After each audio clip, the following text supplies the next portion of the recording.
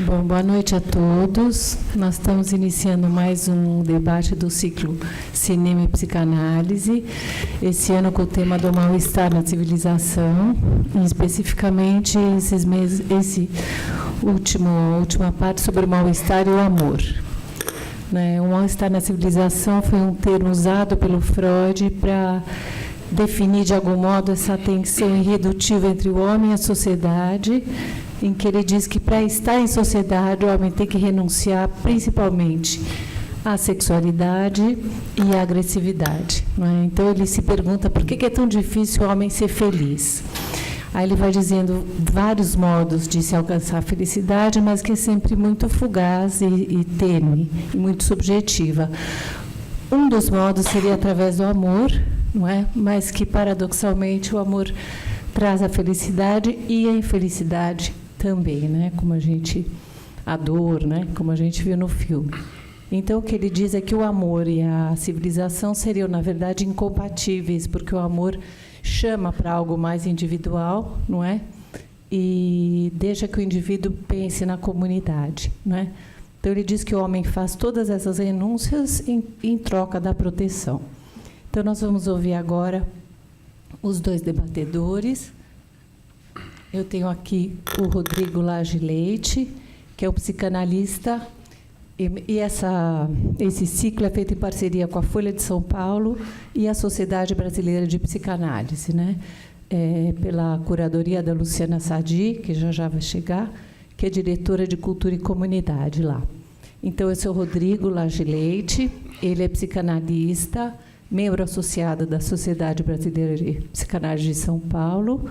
Ele é psiquiatra pelo Instituto de Psiquiatria da Faculdade de Medicina. Estou um pouquinho rouca. À minha esquerda, como uma luta de boxe, são dois pesos pesados aqui, não é? Tem o Lucas Neves, que ele é editor adjunto do Caderno Mundo, e ele já passou pelos Cadernos Cotidiano, pela Ilustrada, Ilustríssima, e ele, entre 2013 e 2016, foi colaborador da Folha em Paris, onde ele fez um mestrado em cinema, né? Então, podemos começar com o Rodrigo? Pode ser. Tá. Alô. Bom, boa noite. Queria começar agradecendo a Luciana Sadi, diretora de Cultura e Comunidade da Sociedade Brasileira de Psicanálise, que me fez esse convite, que me deixa muito feliz pela possibilidade de conversar sobre esse filme, que eu acho um filme repleto de delicadezas e de uma importância enorme. Eu pensei em trazer a minha reflexão em 3 pontos, que eu pretendo reunir no final, se eu não me perder muito. O primeiro ponto que eu queria trazer diz respeito a um devaneio que eu tive quando eu comecei a pensar no que eu poderia dizer sobre esse filme, Me Chame Pelo Seu Nome. E é uma conversa entre cinema e psicanálise, né? E eu fiquei pensando como alguém que está ali representando de alguma maneira a psicanálise, o que eu poderia pensar? E o primeiro pensamento que me ocorreu foi quantos artistas teriam participado de fato do feitio desse filme, né? Eu comecei a pensar, mas bom, teve um escritor que em algum momento pensou essa história e foi capaz de escrevê-la. Teve um diretor e um roteirista que conseguiram contar essa história, que conseguiram transpor essa história para um filme, para imagens. Teve um fotógrafo que conseguiu iluminar um verão e um inverno em algum lugar da Itália, e que, de alguma maneira, essa luz teria que, de alguma maneira, fazer eco para o calor e para o gelo que esse personagem atravessa, né, ao longo da história. Aí precisava de um produtor de elenco que tivesse o talento e a sensibilidade de achar e a coragem de escolher um jovem ator que desse conta de transpor tantas nuances e tantos detalhes desse personagem, Hélio. Ele achou esse ator, e esse ator teve que atender demanda de um monte de gente, do escritor, do diretor, e além de atender as demandas de todo mundo, esse ator precisava ter alguma coisa dele próprio, íntima, que ele pudesse levar para esse filme? Boa parte escolhas conscientes no trabalho de ator, boa parte aspectos do mundo interior, inconsciente desse ator que pudesse chegar adiante. E aí eu fico pensando, né, nos gestos, nas tonalidades, nos ritmos, nos olhares que esse ator imprime para esse trabalho. E aí a gente pode ir adiante, os diretores musicais, os compositores das músicas que tocam nesse filme, a figurinista que escolhe o short do Oliver, a camisa, o biquíni que vai ser tirado em algum momento,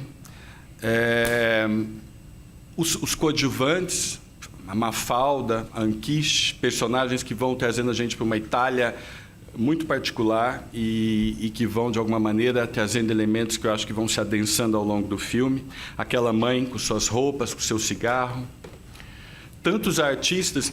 E aí eu estou fazendo questão de frisar essa palavra, artista, né? E eles criam centenas de situações, de nuances, que vão, de alguma maneira, ser processadas por cada um aqui que assiste esse filme e vai constituir uma experiência íntima. Uma experiência de cada um. Parece óbvio, né? Assim, tantos filmes quanto espectadores.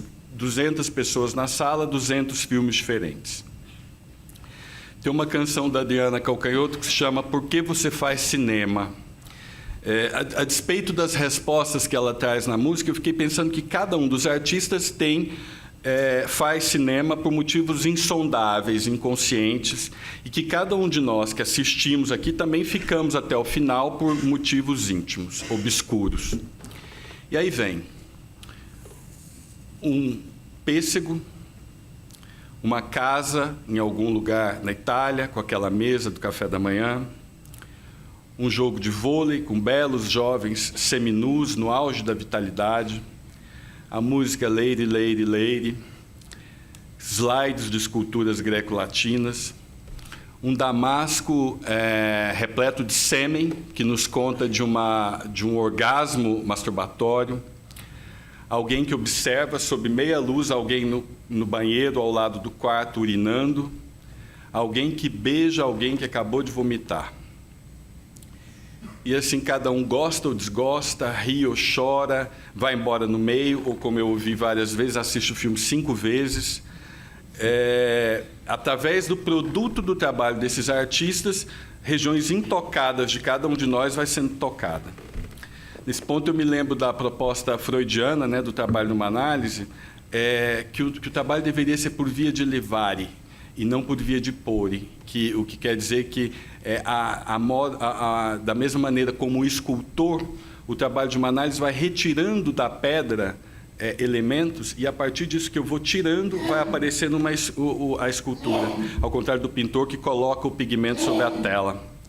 Então, eu fico pensando que nós deveríamos ir retirando camadas defensivas para que algo não sabido possa aflorar.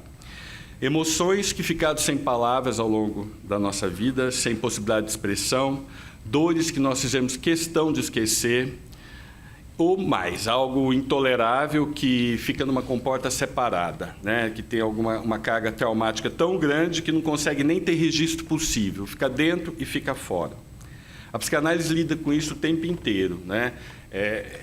Ressignificar, relembrar o esquecido, construir onde nem foi construído.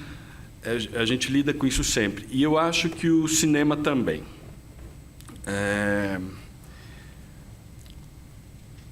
Eu queria, voltando, o que eu queria registrar desse aspecto de como o cinema lida com isso, é como cada escolha estética desses artistas vai tocar num aspecto específico do psiquismo de cada um, né?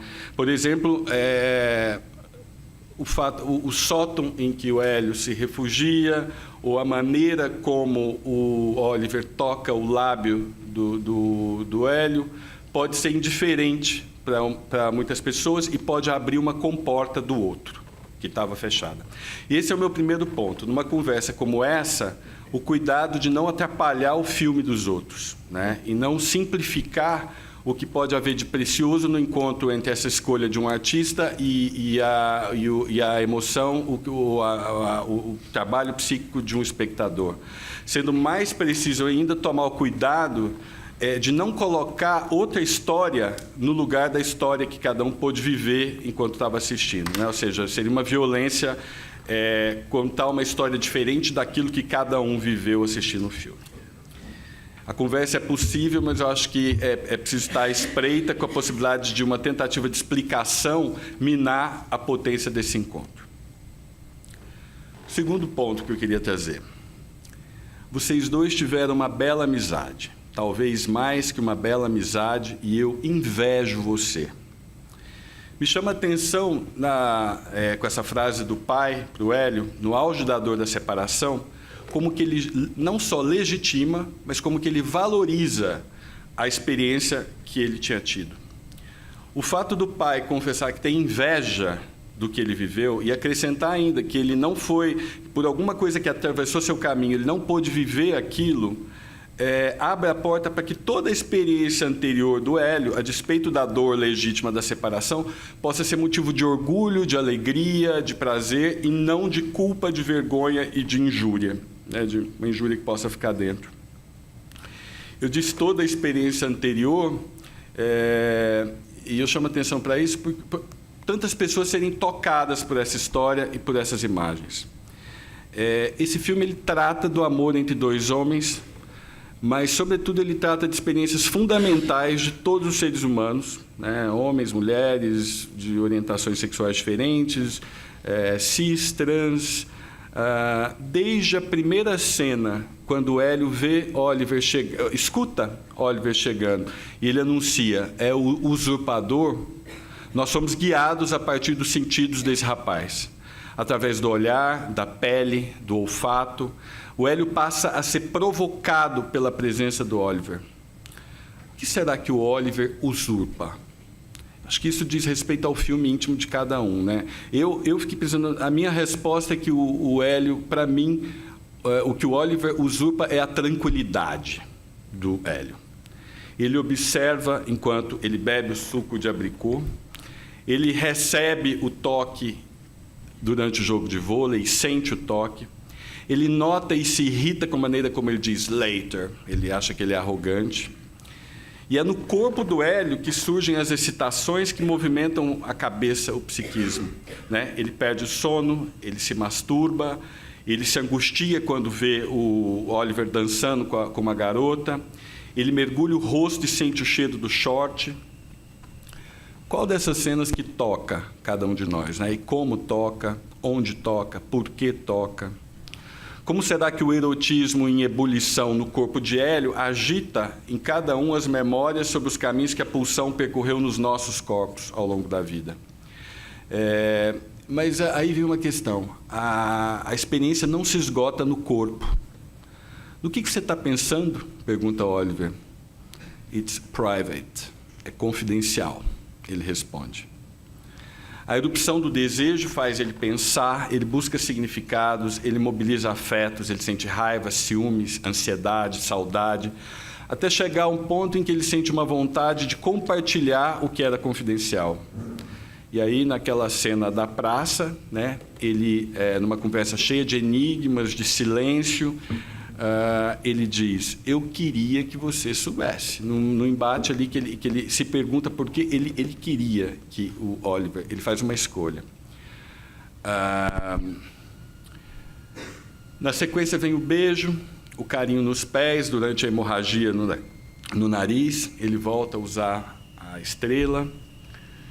Eu considero muito sutil a maneira como a pulsão, né, esse conceito psicanalítico que diz respeito às excitações que surgem no nosso corpo ao longo de toda a vida e que geram tensão, exigem satisfação, como que ela vai se manifestando e ganhando espaço na mente do Hélio.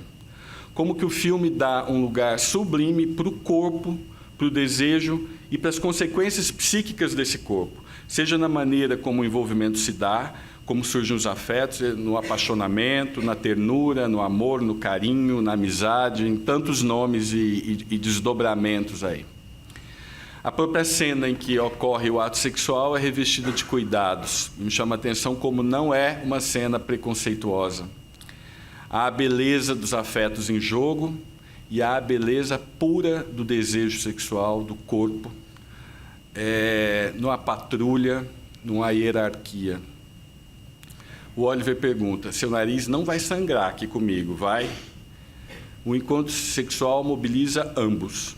Um está atento e cuidadoso com o outro. Oliver tem medo de traumatizar Hélio. Hélio se assusta com o que vive, mas tem uma segunda ereção após o orgasmo que tranquiliza o Oliver, que tinha medo de que a coisa pudesse se esgotar após o ato sexual. Me chame pelo seu nome.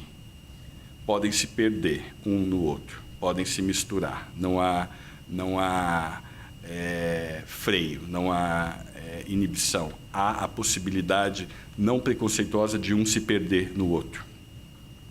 Bom, enfim, eu chego no terceiro, último e breve ponto do que eu queria trazer, que é que esse filme é um filme que toca a questão do preconceito contra a homossexualidade. Na sua fala, o professor, ao filho, no final, ele diz que muitos pais torceriam para que tudo isso desaparecesse. Essa é a expressão que ele usa, desaparecesse. Não ele faz essa escolha.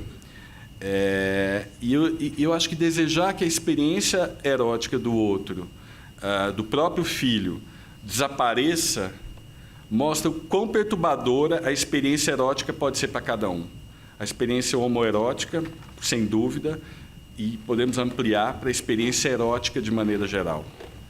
Quando o professor diz: eu não sou esse tipo de pai, e alerta o filho sobre o grande desperdício que existe no assassinato do que se sente, ele fala tanto da experiência amorosa que existe, os vínculos, os afetos, o entusiasmo da descoberta da paixão, a sofisticação do amor que vai se constituindo no encontro e na descoberta de um e outro, mas ele também diz do prazer sexual em si, no ato sexual, nos prazeres em suas variadas formas, nos beijos, nos cheiros, nas salivas, nos vômitos, nas fantasias. E eu acho que ele termina alertando para uma coisa fundamental, que eu acho que é de que preconceitos e dores não nos lancem numa falência precoce aos 30, né? Quando eu pensei em escrever isso, eu estava pensando uma cena como essa, dessa fala entre pai e filho, qualquer comentário talvez seja melhor depois rever a cena 10 vezes, 20 vezes e poder se tocar com ela, poder pensar sobre ela. O preconceito contra a sexualidade ele tem muitos disfarces, né? Ele pode vir através de tentativas patologizadoras, de explicações pretensamente sofisticadas, mas que de alguma maneira tentam reduzir a experiência erótica do outro a alguma coisa, hierarquias morais, vigilância sobre si, vigilância sobre o outro. Na maneira assim como eu vejo, como eu assisto esse filme, para mim o que ele me remete é ao frescor desse papo do pai com o filho, em que ele diz que vale a pena assistir qualquer filme, seja os filmes da vida da gente, seja os filmes do cinema, sem deixar que ninguém, de alguma maneira, reduza, resuma, explique a sua experiência e te impeça de poder viver e pensar sobre o que você está vivendo. Era isso que eu queria trazer para iniciar a conversa. Obrigado.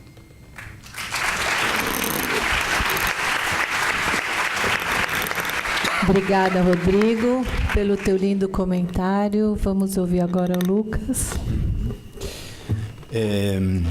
Boa noite a todos. Obrigado pelo convite para estar aqui.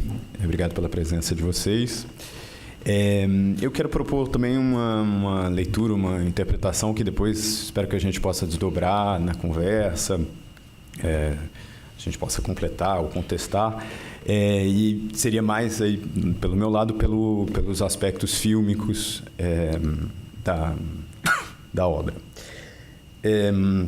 O que eu acho que é interessante, eu até tinha comentado com o Rodrigo, um ponto no qual vale se deter, é essa progressiva encarnação do desejo no filme, a forma como o arrebatamento estético ali do começo, né, o arrebatamento pela literatura, pelas grandes obras, pela música erudita, ele vira um prazer ali, um deleite de outra ordem quando entra o estudante estrangeiro, o Oliver. Então, os meus apontamentos vão um pouco nesse sentido. Como eu acabei de dizer, então, tudo no começo passa por um prazer estético, ancorado na palavra, ancorado nas partituras ali da música erudita. E o Hélio cria ali de um lar super intelectualizado, poliglota, multicultural, tudo passa pelas sutilezas da língua, pelas sinuosidades do estatuário ali clássico. Existe, obviamente, uma sensualidade de uma certa ordem, mas ela é o aspecto lúbrico, talvez, dela, né? É sublimado na arte ali, no grande cânone da literatura e da arte. Então, insistindo um pouco nessas imagens ali, as partituras também que o Hélio interpreta, as que ele compõe, tem também uma ondulação, também uma sinuosidade, se a gente quiser.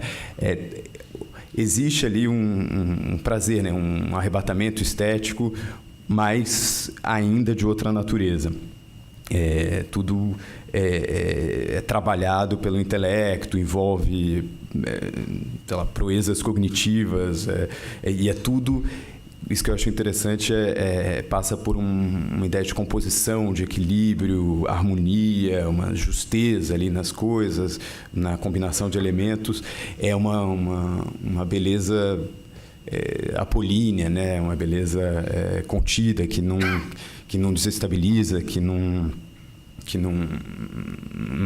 faz você sair do eixo, né?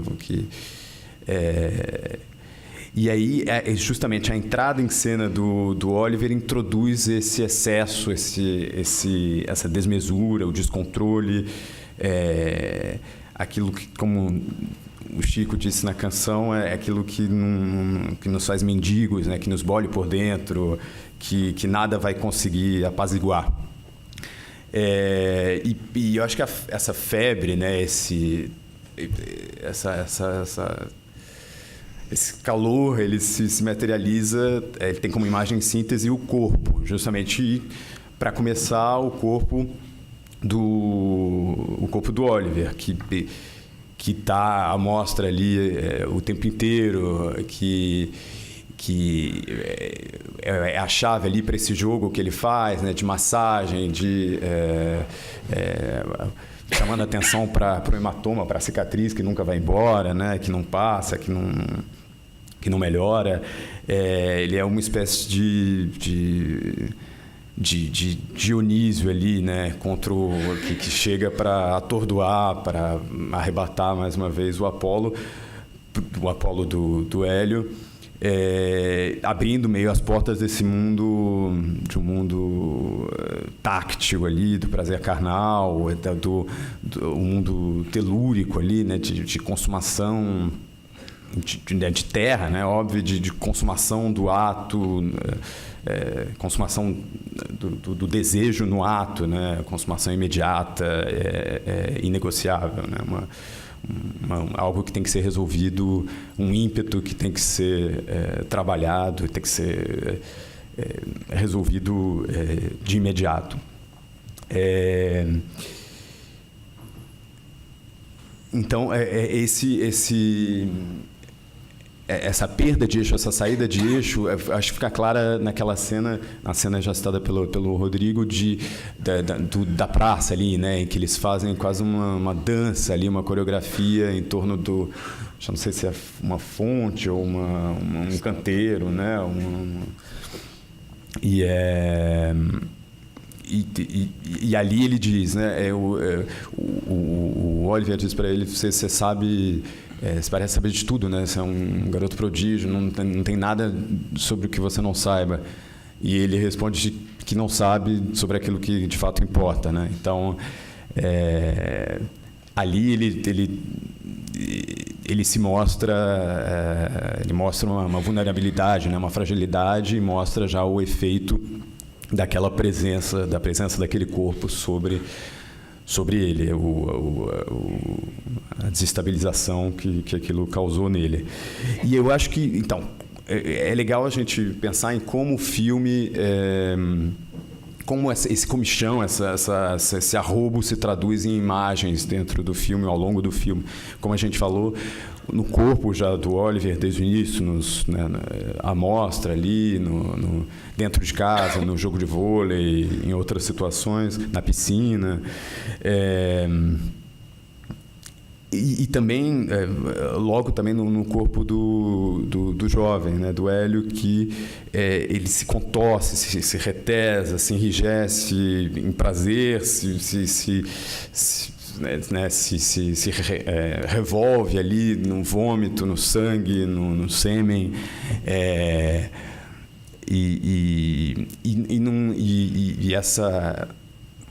esse furacão não fica só nos corpos, né? Como se, apesar de ter no corpo do estrangeiro essa síntese, esse deleite se estende para fora, assim, né? Ele tem uma força que a casa também não pode conter. A um certo momento eles ficam muito mais tempo na rua, né? Ficam mais querem estar em ambientes ao ar livre o tempo todo. A casa não consegue mais conter, né? Preciso aquele sentimento, aquele tesão, o desejo, como se quiser chamar, se esparrama para o mundo, né? Algo que nada mais consegue conter. E contamina a natureza, contamina os objetos, as frutas, né? Que adquirem sensualidade, tem o prazer da mordida, o sumo que escorre.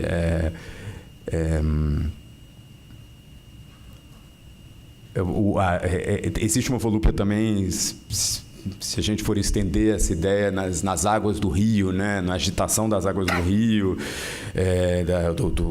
do lugar ali onde eles vão se banhar, na piscina, nas bicicletas, tudo.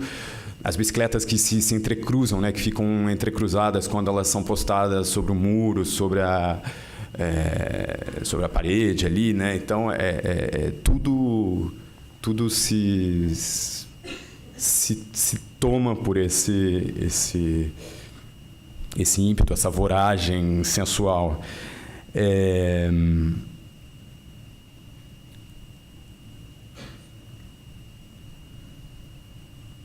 É isso, a casa que não pode mais conter. Deixa eu ver o que mais que eu tinha. E é isso, esse turbilhão, né? Esse turbilhão que começa no corpo, vai para fora do corpo, vai para fora da casa, vai para o mundo, vai para a cidade, né? Ele, ao mesmo tempo, ele se faz acompanhar de um terremoto, de um sismo ali centrípeto, se eu bem me lembro das noções de física, uma força também para dentro, que vai no mais íntimo, que faz justamente com que as identidades se confundam, se misturem. Então é um latejamento tão forte que não cabe num só corpo, né? Ele tem que precisa de um apêndice, precisa de uma extensão, precisa do corpo do outro, precisa do nome do outro também, que passa a ser o nosso, passa a ser. E eu acho que tem outros elementos ali do filme em que isso se faz notar também, essa expansão, essa ampliação desse arrobo, né? Que a música do filme também vai um pouco nesse sentido ao introduzir ali, ao colocar alguns hits ali dos anos 80, né? Umas músicas pop dos anos 80 que justamente quebram a sisudez do começo, a composição, o beletrismo, o bom comportamento. Então, as músicas pop convidam a essa junção, essa aproximação dos corpos, a um baile mais carnal ali, mais sensual no sentido lúbrico mesmo. Então isso, elas vão se entremeando ali, né? Vão se infiltrando no meio dos saraus, no meio das leituras, né? Em voz alta, como se fosse uma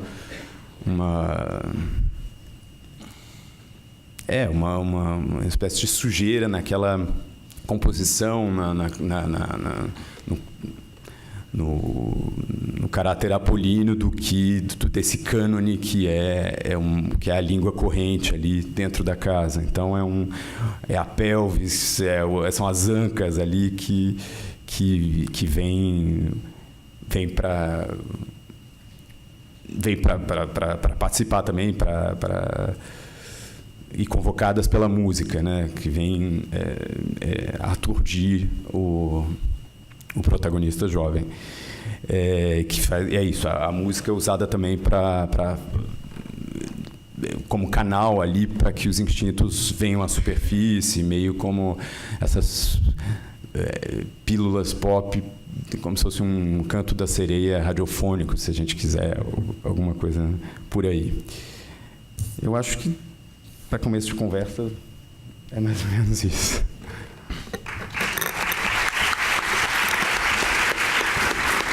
Obrigada, Lucas. Eu acho que foram duas falas bastante complementares, e para lembrar também que o Freud falou, acho que foi muito bem lembrado, sobre o belo e sobre a sublimação como formas também de mitigar esse mal-estar. Então, nós vamos abrir para a plateia. Eu só queria pedir que vocês sejam um pouco breves nas questões, para a gente dar tempo de discutir, tá? E provavelmente a gente vai terminar às 10h30 no máximo, tá bom? Então, se alguém quiser fazer perguntas, aqui tem uma aqui. E aí vocês veem se vocês querem responder na hora ou se vocês querem ouvir algumas antes, tá? Olá, boa noite. Meu nome é Caterine. Eu queria pedir para vocês falarem o que vocês fazem, a profissão e o nome. Bom, a minha profissão, eu trabalho com eventos, sou apaixonada por psicanálise, por cinema e apaixonada por esse filme. E uma das coisas que me chamou a atenção nesse filme é o fato do Oliver pedir para o Hélio chamar ele pelo nome dele e vice-versa. Eu queria entender como é que isso trabalha com a projeção de um para o outro e como isso se comunica com o nosso inconsciente quando a gente chama o outro pelo nosso nome durante um ato tão íntimo. Como vocês interpretam essa cena? Tá, vamos ouvir mais algumas? Pode. Ou você quer falar? Não, pode circular, a gente volta. Não, pode. Se alguém tiver.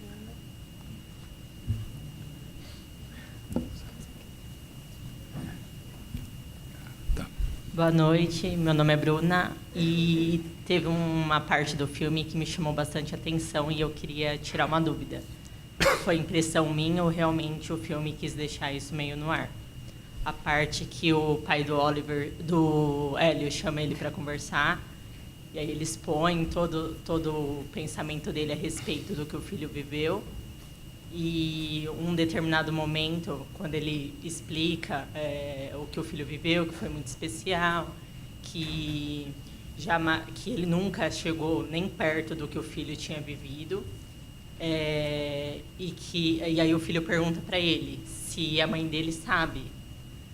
E aí o pai fala que acha que não sabe. Eu fiquei com uma dúvida. Eu achei que o pai tivesse meio que aberto para o filho que teve uma chance de ter essa vivência lá atrás e que, por algum motivo, ele deixou para lá, por medo, alguma coisa. Essa é a minha dúvida. Quer falar? Bom, posso falar? Acho que sim. Acho que é um ponto delicado do filme, delicado no sentido de sutil, de sensível, em que o pai ele fala, né? Ele fala, falei alguma coisa errado? E aí ele faz aquele gesto que não, e aí ele se dispõe, ele fala, então eu vou falar mais alguma coisa, vou clarear o ar. E aí, a partir daí, ele traz a questão de alguma experiência erótica dele, que nos faz pensar numa experiência homoerótica, né? É uma possibilidade. E que ele, eu acho sutil aí como ele coloca que alguma coisa na história dele, ele fala quase como, eu não lembro a palavra que ele usa, mas eu acho que é obstáculo, algum impedimento que o impediu, que o segurou, né, de viver aquilo. Eu acho que é significativo como que essa fala tem uma potência de valorização mesmo da experiência que o Hélio tinha vivido, né? Eu acho que sim.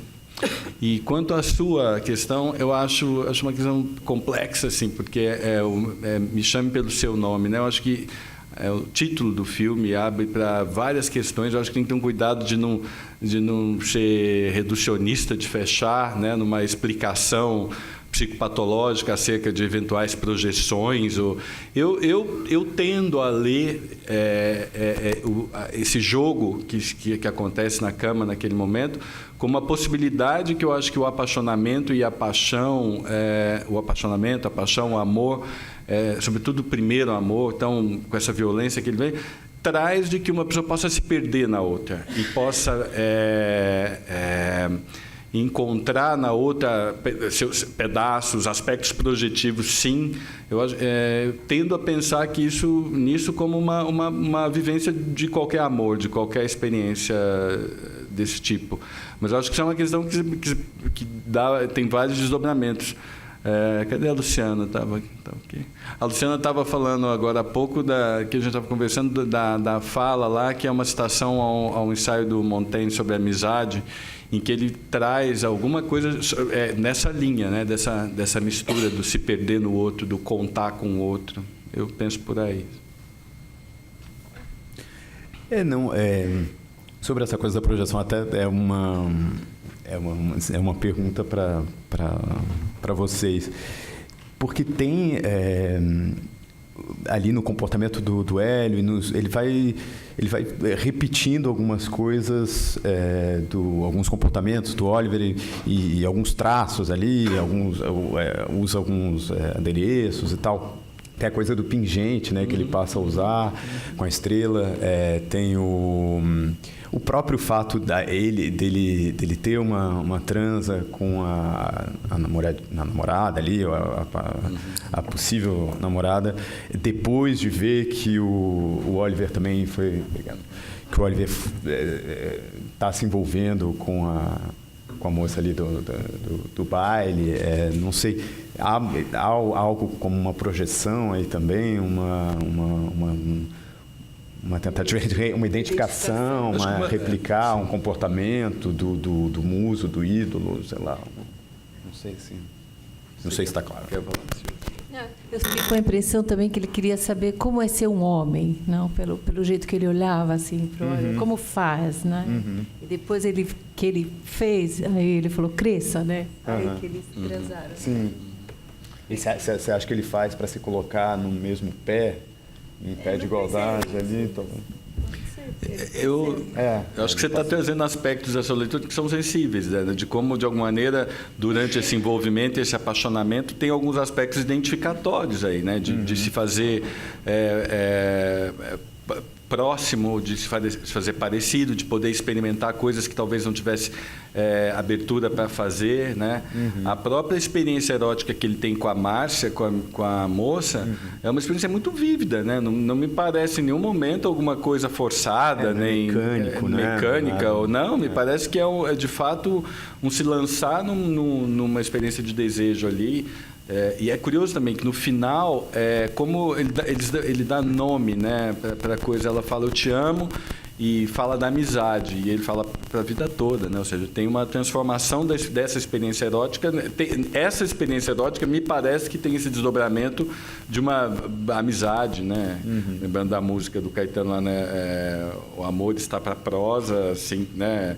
Fazendo esse paralelo, né? De que são afetos ali coligados, né? Alguém queria fazer uma pergunta ali? É isso. Boa noite, meu nome é Isabela, eu sou estudante de psicologia e eu gostaria de ter a perspectiva de vocês sobre como um filme, né, desse com uma natureza de sonho, uma natureza gregária, apolínea, consegue trazer uma identificação com a maioria das pessoas que assistem, né? Que traz essa coisa da lembrança, do primeiro amor. Então, a partir de que mecanismos o filme traz isso? Pode começar. Eu acho isso mais fascinante, assim, né? O meu devaneio, eu acho que parte um pouco dessa pergunta aí, né? Dessa ideia de que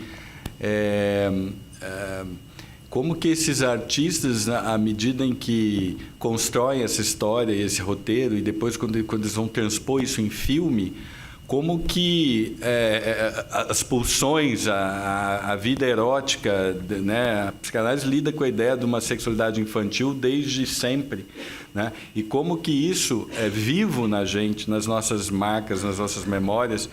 Eu acho que o filme ele toca tanta gente por isso, né? Porque ele não apesar, eu acho que eu tenho sempre um receio de falar que é mais amplo e tirar a questão do homoerotismo, porque eu acho que esse filme tem também um papel político de marcar a questão do preconceito, né? Então acho que tem que ter um cuidado de não perder a importância disso. Mas é um filme que ele fala de amor, né? Ele fala de amor e de erotismo dos seres humanos e de como que isso pulsa em cada um. Por isso que eu acho que toca, né? Por isso que eu acho que isso alcança lugares muito distintos. Eu conversei com muita gente que assistiu o filme e é curioso como toca em lugares diferentes, assim. Uma pessoa veio me falar disso que você trouxe, da questão da relação inaugural, quando alguma coisa, ela tinha vivido isso. E aí eu acho que cada um vai ser tocado por algum aspecto, né, próprio. Sim, eu acho que tem,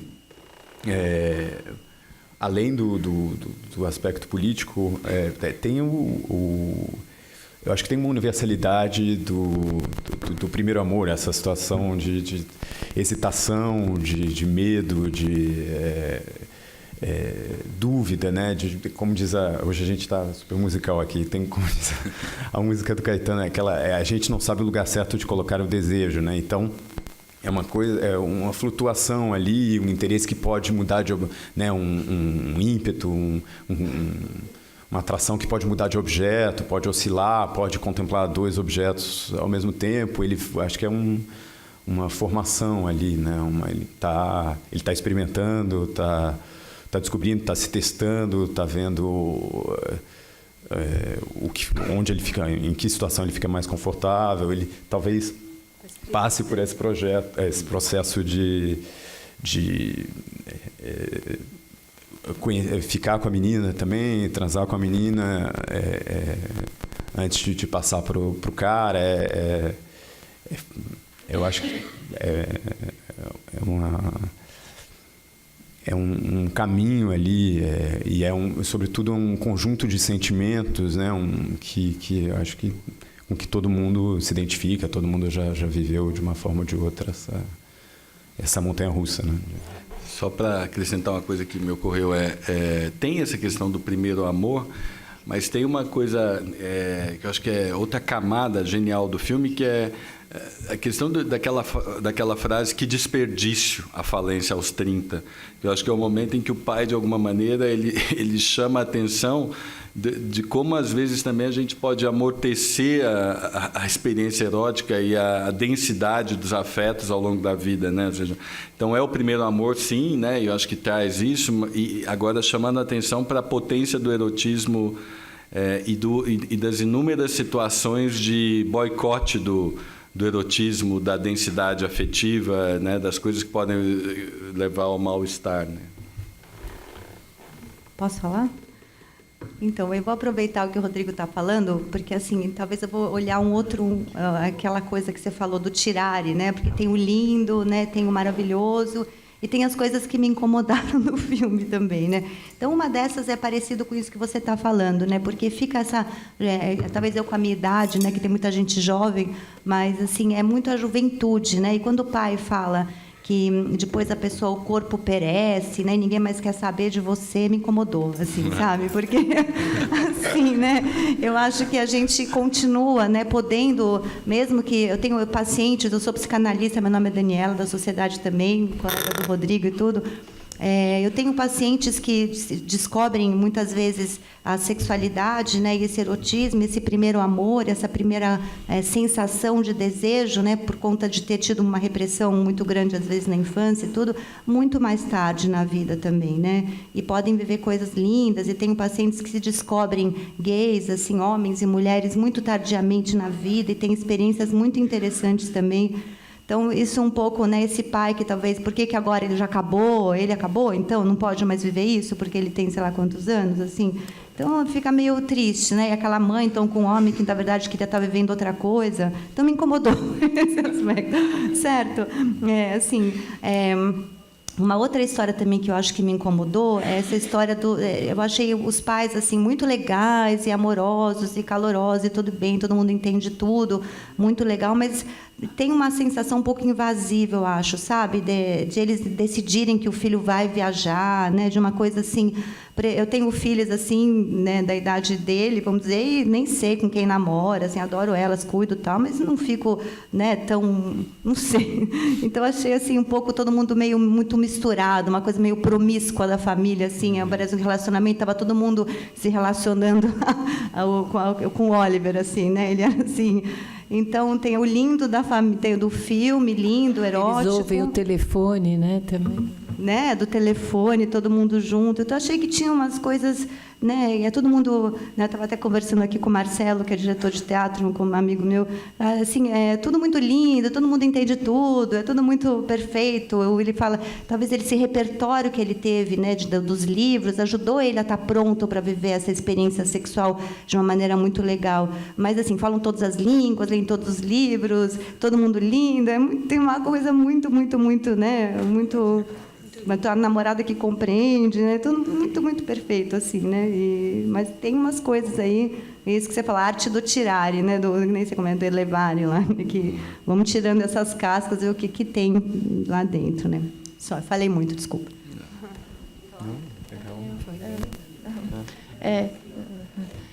Meu nome é Silvia, sou professora e, na verdade, eu tenho uma pergunta muito pontual. Você comentou do fato de que o Hélio chama o Oliver de usurpador quando ele chega. E, na metade do filme, ele chama o Oliver de traidor.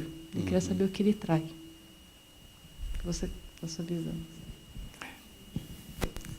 Bom, Eu fiz uma leitura rasa, simples, direta ali. Eu achei que o que trai é que ele estava totalmente arrebatado pelo desejo. Eu acho que ele esperava uma proximidade, um encontro erótico que aquela porta bate, né? E poda, né? Eu acho que tem uma coisa ali, o traidor, que é até com um certo riso, né?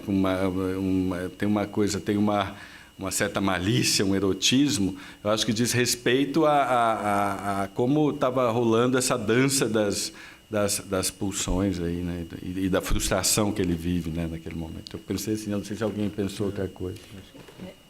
Não, pode falar. Não, você que é. Eu sou Não, acho a mesma coisa. Uma promessa não, né, uma promessa não materializada ali, ou não materializada até aquele momento, pelo menos, uma função que fica no ar, né? Eu fiquei com a impressão, porque tem uma hora que eles estão no lago, assim, ele fala, quantas noites eu vim aqui pensar sozinho. E ele falou, nossa, então eu tive a impressão que ele achou que ele ia transar com mulheres. Essa foi a minha fantasia, que era uma... Né?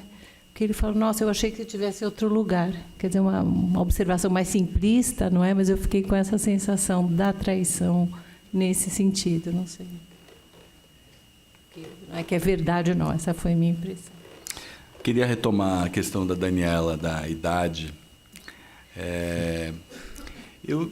Eu fiquei com uma sensação de que essa fala, quando ele fala dessa impossibilidade, precisa ser pensada a partir da perspectiva desse homem que, desde quando era muito jovem, também se cerceou e se podou alguma coisa, né? Assim, agora ele não pode. Eu acho assim, porque é uma questão dele, não sei, precisaria de fazer análise dele, assim.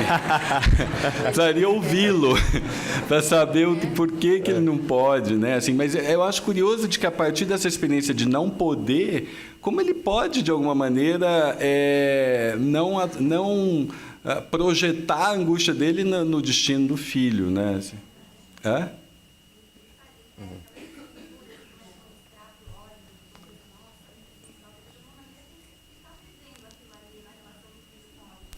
Eu também acho, mas eu acho que aí a gente tem que retomar os destinos da pulsão do Freud e pensar, né, do que cada um pode, né, o que pode fazer, né?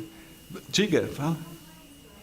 Eu acho que ele não pode, não pode, não quer, não sei, por algum motivo também, não precisaria também ele viver uma experiência homoerótica ou qualquer coisa. Ele tem alguma coisa ali que é onde ele quer, onde ele pode ficar, né? Pensando por aí. Mas Diga. assim, isso que a gente fala, o quanto que, de alguma maneira, essa coisa não interferiu também, né? Essa dificuldade dele de viver a sexualidade dele, né? Sei lá. Provavelmente, acho que sim.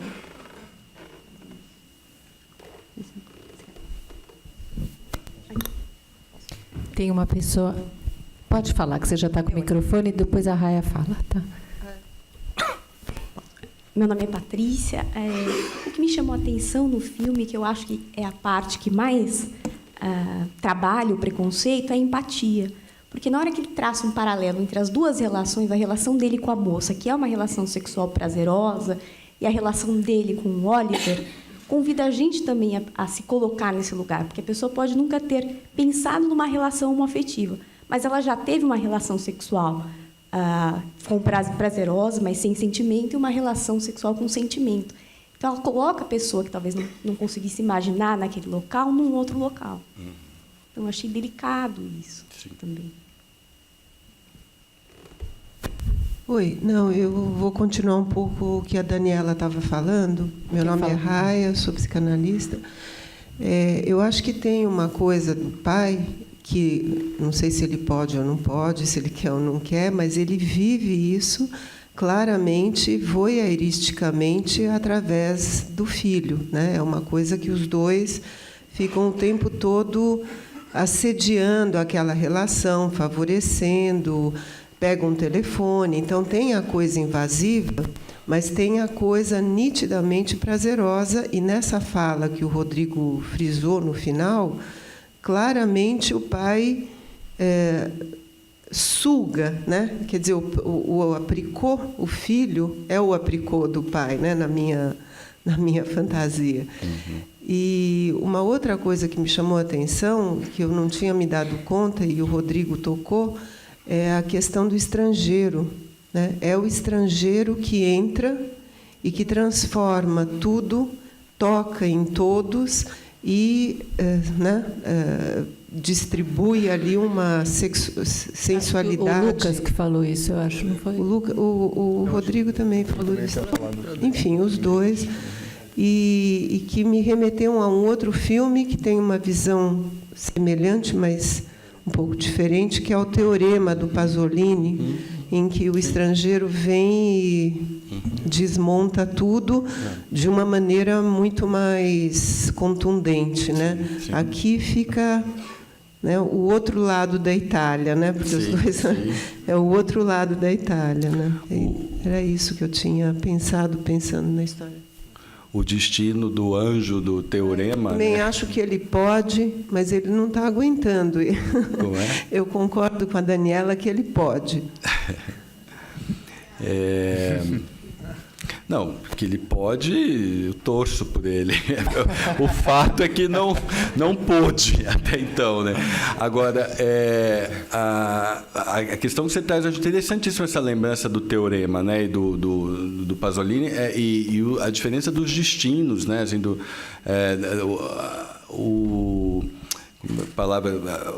aquela coisa avassaladora e que leva a destinos destruidores de todos os personagens da casa no Teorema, e que aqui é elaborada de outro jeito, né? Tem um outro destino. E a experiência erótica do Hélio fica como um registro muito mais bem sucedido, por exemplo, do que os vários destinos dos personagens do Teorema, né?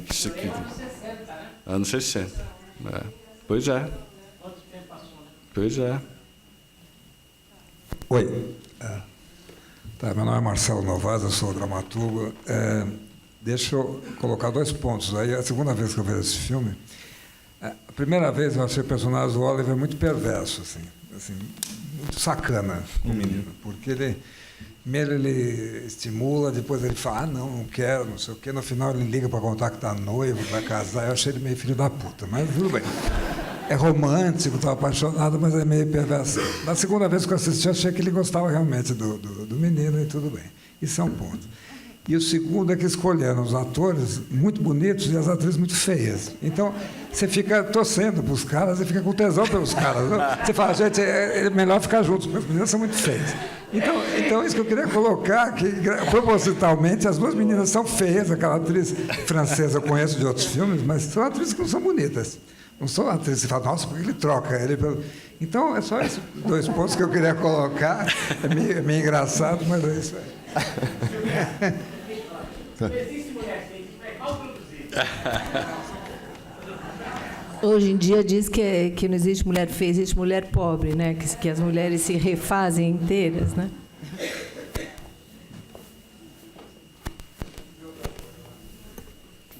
Quer falar?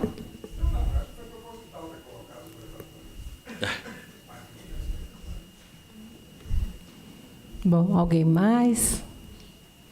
Sim. Tem um rapaz ali. Oi, meu nome é Eduardo, sou psicanalista também da Sociedade. Eu queria sublinhar um ponto que não sei se vocês pensaram sobre, se pensaram querer saber como, né? Que eu acho que dialoga muito com o que a Silvia introduziu, né? Que é a relação do amor e do mal-estar, né? Quer dizer, o amor de uma forma ou de outra está fadado ao mal-estar, porque o outro vai ser sempre um estrangeiro de nós mesmos, apesar da nossa tentativa para manter o laço amoroso, uma tentativa de se fundir com o outro, de se misturar com o outro, uma tentativa até necessária para que alguma coisa ali identificatória aconteça, né? Esse me chame pelo seu nome, eu lembrei dos casais, né, que rapidamente arrumam um apelido, né, o bebê, o titi, não sei, alguma coisa assim, e se chamam pelo mesmo nome um ao outro, né? Assim, é uma forma de se misturar, né, e de tentar achar uma língua possível para uma relação amorosa que potencialmente é impossível. Né? Tornar o estrangeiro familiar. Né? Isso. E aí eu fiquei pensando na questão dos idiomas ao longo do filme. Né? Todos os idiomas que são falados, o inglês, o francês, o italiano, não lembro se tem algum outro, mas... Acho que tem alemão também. Tem o alemão, né? Então eu fiquei pensando nessa escolha, talvez, aí do roteirista, né? De qual é a melhor língua para se falar de alguma coisa. Né? Porque eu acho que a gente tem também esse entrave do idioma, né? O alemão, né, na poesia. Se vocês, enfim, pensaram sobre isso, até na questão de construção do roteiro e tal. Não, pode começar aqui. Fala. A gente está gravando. Que a primeira vez que eu ouvi alguém chamar alguém do nome do outro alguém, ou quando esse chama pelo teu nome, foi uma vez que eu fiquei muito surpresa. Depois eu descobri que isso não era uma coisa surpreendente, que era assim mesmo. Eu tinha uma paciente árabe, né, que o pai dela chamava ela de pai. Vocês já viram isso? Não. Assim, chama pai, né? Então eu fiquei super surpresa, né, que o pai chama a filha de pai, né? Então eu até fiquei pensando, aí o pai do filme e tal, desculpa.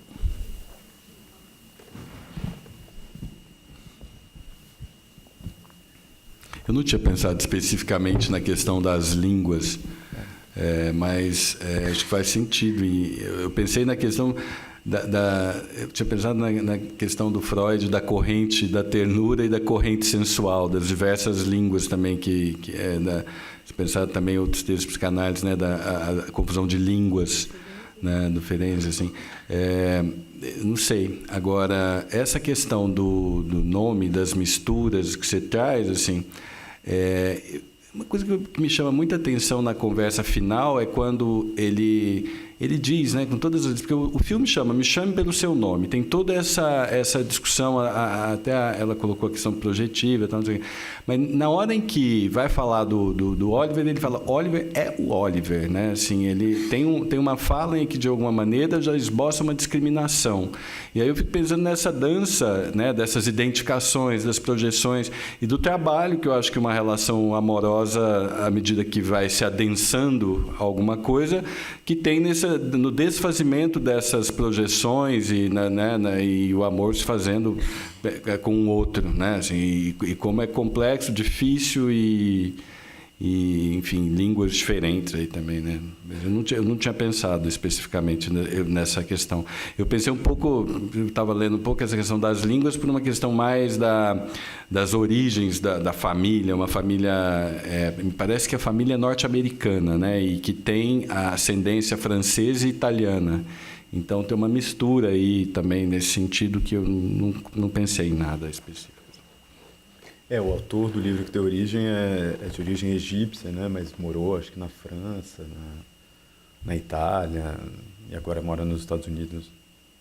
Eu não tinha pensado também na hora que o Hélio liga para a mãe, pede para ela buscar, ele fala francês, né?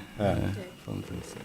Mas eu acho que ele com ela ele fala francês. Ele fala em francês ao longo do filme. Bom, gente, vamos ouvir mais uma e aí a gente encerra, tá?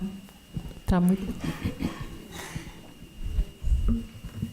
Fiquei pensando no papel não só do erotismo, mas também da ternura entre os dois, né? O ternura erótica. Fiquei essa palavra, ternura erótica. Porque se fala pouco em ternura erótica, se fala no erotismo e no amor.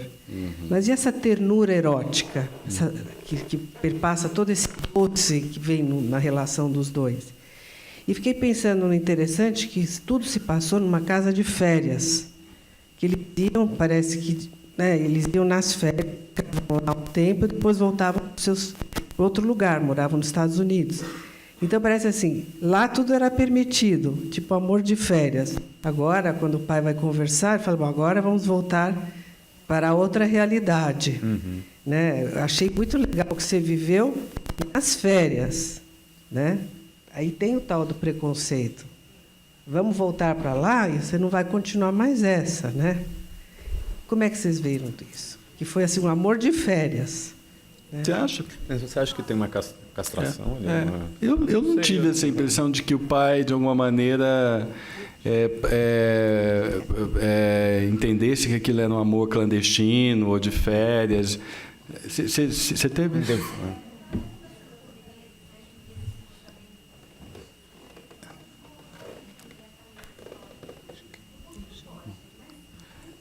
Mas em que ponto que tem esse um pouquinho pode? Eu não me recordo. É porque ele casa, né? Quando ele sai das férias, ele fala, eu vou casar. Né?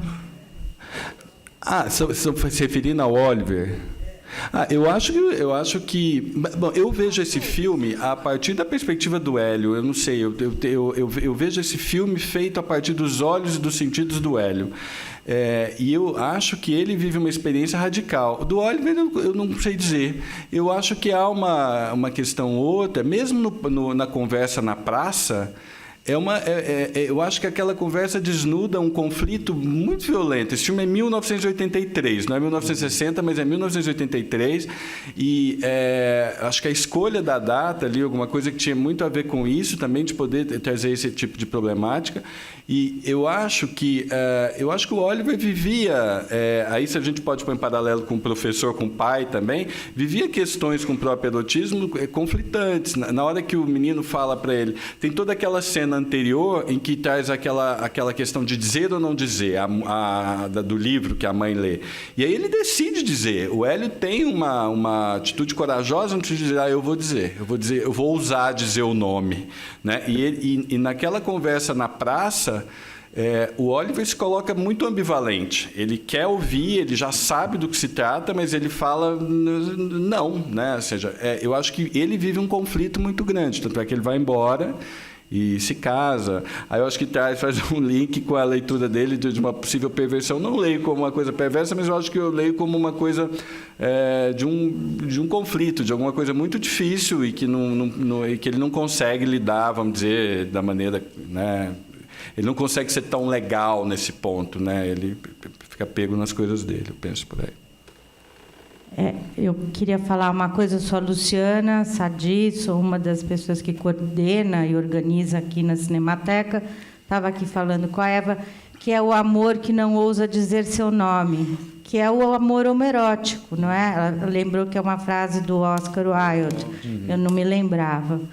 E eu concordo com a visão que o Rodrigo traz, mas eu queria voltar, porque aquela frase que eu era você, você era eu, que o pai fala para o filho naquela conversa, que a mim me emocionou muito, pelo menos, é uma frase que está nesse ensaio do Montaigne, que chama Da Amizade, e é quando o Montaigne perde o melhor amigo dele, que era o Laboitier. E ele diz que não teve um dia, depois de um ano que o Laboitier tinha morrido, que ele não tenha pensado no Laboitier.